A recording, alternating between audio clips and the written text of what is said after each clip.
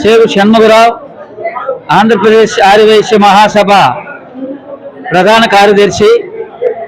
మరి ఈనాడు పొంగూరు నారాయణ గారి పుట్టినరోజు సందర్భంగా వారి యొక్క స్వగృహం నందు ఆఫీస్కి వచ్చాము. ఇక్కడ చాలా కోలాహలంగా ఉంది. అభిమానులు, కార్యకర్తలు, అలాగే వారి యొక్క టీం అంతా కూడా ఇక్కడ కోలాహలం చేస్తున్నారు. మరి ఈనాడు నెల్లూరుకి చాలా శుభపరిణామం, ఆంధ్ర రాష్ట్రానికి అంతకంటే శుభపరిణామం. ఆంధ్రప్రదేశ్ రాక్షస పాలన నుంచి రామరాజ్యం వచ్చింది. మరి ఈనాడు ఆంధ్రప్రదేశ్లో నెల్లూరు పట్టణంలో చంద్రబాబు నాయుడు గారు గుర్తించి మరి నెల్లూరు పట్టణానికి 2 మంత్రి పదవులు ఇవ్వడం జరిగింది.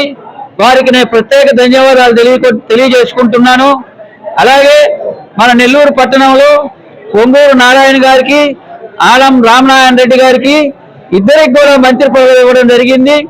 నెల్లూరు పట్టణానికి మంచి రోజులు వచ్చాయి. ఎందుకంటే ఇప్పటి వరకు నారాయణ గారు గతంలో చేసినటువంటి అభివృద్ధి కార్యక్రమంలో మనందరం కూడా చూసున్నాము.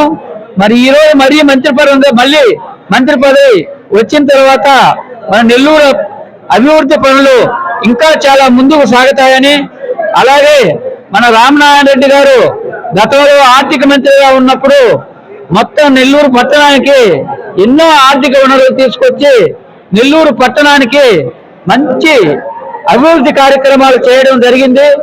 కాబట్టి వారిద్దరికి కూడా మరి నెల్లూరు ప్రజలు అందరూ కూడా వారిని ప్రజల యొక్క నమ్మకాన్ని ఒమ్ము చేయరని వారిద్దరికి కూడా నేను సగౌరవంగా వాళ్ళిద్దరిని కూడా నేను గౌరవించుకుంటున్నాను.